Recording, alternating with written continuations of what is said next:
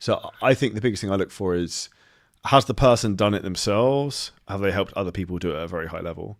At that point, it's like, okay, well, this person could definitely fucking help me. Because there's one thing kind of doing testimonials? Was like, let's look at two aspects. You look at fitness, okay? Is the guy in shape?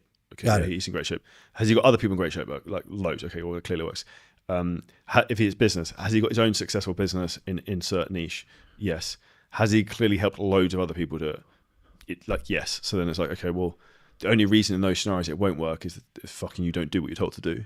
But okay, but so then you're a new coach, you don't have all these testimonials yet. So this is a good question. So when you're a new coach, you don't have this trust yet.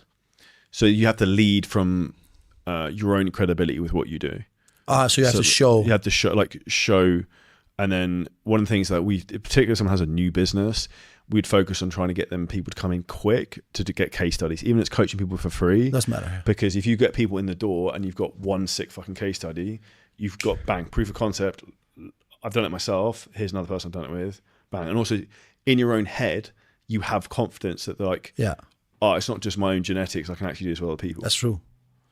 And then you should use those testimonials in your marketing. 100%. Even from a business perspective, before I started helping with business stuff, we'd sold like $10 million of fitness programs or something stupid. And I was like, oh, I shouldn't do business stuff. And then the first client we got came in, fucking crushed. And I was like, well, I can obviously definitely do this. So it's that, I think, positive feedback loop in the person's mind that like, okay, I can get the result with myself and also other people. When do you think, so a lot of coaches, they want to coach coaches because coaches pay more money than people that comes in. When is the right time to flip into that if you want that? In my opinion, I think I made a mistake doing that from fitness. I should have stayed in just fitness. The reason why I say that is because like B2C for fitness, the TAM, like total world adjustable market, is so big, whereas B2B is kind of pretty limited. The offer prices you can sell are higher depending on the niche. The only thing I'd say now, there's been a bit of a shift in the fitness industry where you can actually sell much higher level fitness coaching than kind of previously. So I personally think you could maybe kind of do a hybrid of both, but having, like, as you have had multiple businesses, what tends to happen is the person has business A that does really well and like, oh, I'm going to go and do this other thing. Then business A just drops because they're distracted. Yeah. So you have to stick with one business model. But it's like, so take me for example. But personally, I think the biggest lie in getting rich is having multiple income streams. Like people don't generally have multiple income streams until they have a lot of money. It's more at the beginning, you get one thing to fucking work really, really well, and you just rinse that for as much as you can until you're making at least $1 million a year plus, and then start to add kind of more stuff in. Multiple income streams is passive income. I like multiple businesses, let's call it that. Oh no, that's bullshit. So no, stick with one. Because it makes no fucking logical sense to me at all. No, it's called mastery for a reason. I think for your niche and avatar, for you specifically, because you've got such a background in terms of you selling business for $100 million and all that type of stuff, I think you could find a core niche in terms of selling to that demographic, and also you have those clients coming to you anyway. So that's what I do already. So what I think you could do is like JV with some of those people. Yeah. No, but first of all, I love solving their problems, so I'm never going to let go of that. Yeah. I just want to be better at that. But what I saw was a lot of these guys that now we've solved their problem, they also want to solve problems in their business, and I take them after that. It's an upsell. Yeah. That's what I do.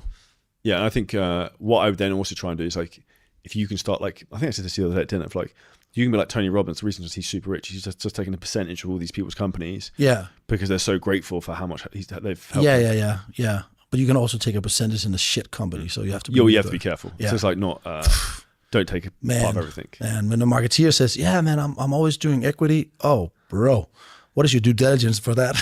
Well, there's a lot of problems that come with that, right? Yeah, there's a lot of problems because business. When you're a business partner, you have commitments. And that's why I love being on my own, 100% owner on my own, because I don't have to ask anyone a single question for where I want to go. Let's finish with that. How should people know more where they want to go? How should people know more about where they want to go? Well, if you don't love what you do, then you're going to have a problem, because it's not going to be fun for many years. It's not. Like, how many times have I, as a kid, sat with a Lego project and I loved and hated it at the same time? So that's what you want. You want to love and hate Bro, it. I fucking love Lego. Yeah. I was looking at buying fucking my daughter Lego. I was like, look at this Ferrari Lego thing. It's cool. amazing. Did you know it was Danish? I didn't know that. And do you know what Lego stands for? No. It play well. Really? Like God. Yeah. So is Lego a Danish word? Yeah. No, it's a short term of play, Lego, lie. Okay. And then got, well, play well. Okay. Yeah. So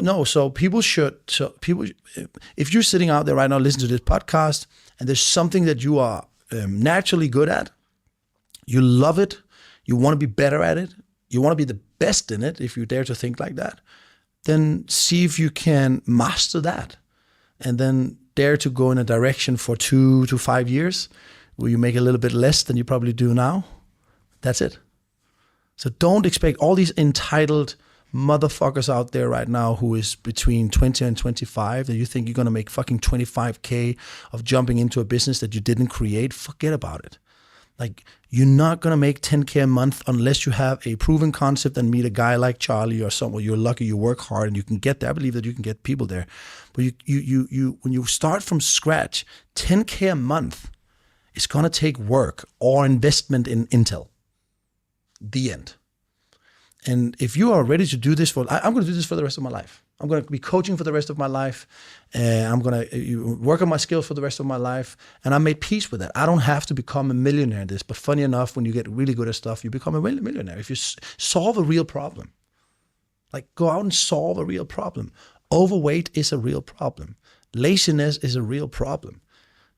So solve a real problem. But see if you can conquer yourself first. I see a lot of fucking coaches wanting to be coaches. They want to coach something that they are not. Like, don't do that. Like, if you go and say, I'm a discipline coach, and I go look at your profile and there's no fucking energy in you and nothing. Like, you're so uninteresting to look at. Then don't be that coach. Be something else. At least work on yourself so you have that energy in you. And it's just, I tell you what, this is the last thing maybe I want to say here. There was a guy who called himself a self-sabotage coach. And he was kind of, he had a little bit more like a theoretical angle on it. And he had 25,000 followers.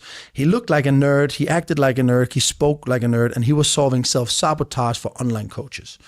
And I came across him and I said, okay, I'm going to check him out because maybe he says something that I don't know and I can get good inspiration for that. I never followed him, but he followed me. And out of nowhere, this is 6 months ago. And I remember him because I was looking at him. Then I got a message from him.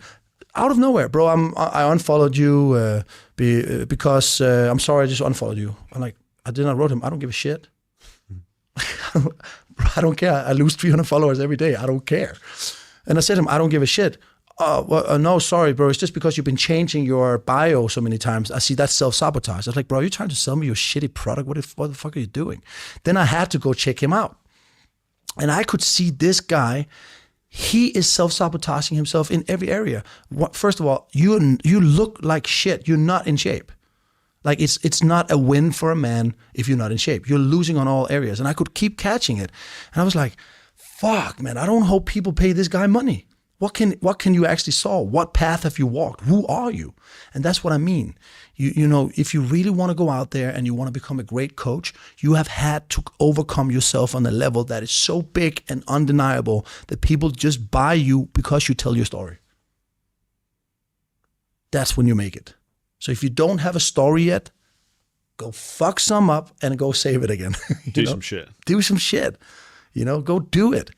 And I don't care if you're 40 or whatever you are. I started from scratch when I was 37. So it's not an age thing. It's more like it's more an energy thing. And I wanted to conquer myself, and I did it. And that's why I'm making so much money, because I'm solving real problems. Now, if you enjoyed this clip and you're a coach, creator, or a business owner, and you want help in terms of how to scale your business using ads, AI, content, marketing, a lot of things we talk about on the show, then hit the link at the top line of our description in the YouTube video. You can book on a call with us and we'll walk through the whole process, audit your business, and show you where there's huge, huge opportunities for you to scale.